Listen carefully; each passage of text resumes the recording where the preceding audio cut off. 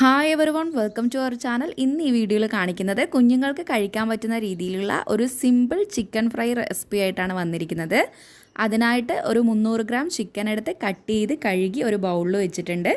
ഇതിനായിട്ടുള്ള ingredients ആണ് ചുവന്ന മുളക്, ജീരകം, കുരുമുളക്.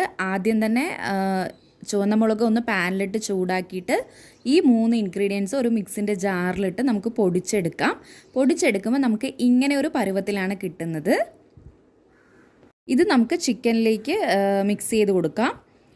അതുപോലെ തന്നെ ജിഞ്ചർ ഗാർലിക് പേസ്റ്റ്, മഞ്ഞൾപ്പൊടി, മുളക് പൊടി, ആവശ്യത്തിന് ഉപ്പ്, പിന്നെ ഒരു നാരങ്ങയുടെ പകുതി അതിൻ്റെ നീരും കൂടെ ഇതിൽ ചേർത്തിട്ട് നന്നായിട്ട് കൈ ഉപയോഗിച്ച് മിക്സ് ചെയ്ത് വയ്ക്കുക. 1 മണിക്കൂറെങ്കിലും മിനിമം വയ്ക്കണം. കൂടുതൽ വെച്ചാൽ അത്രയും നല്ലതായിരിക്കും. എന്നിട്ട് ഒരു പാൻ എടുത്ത് നമുക്ക് വെച്ച് അത് ചൂടായതിന് ശേഷം അതിൽ എണ്ണ ഒഴിച്ച് എണ്ണ നന്നായി തിളച്ചതിന് ശേഷം ഇതിൽ ഓരോ പീസ് എടുത്ത് അതിലിട്ട് കൊടുക്കുക.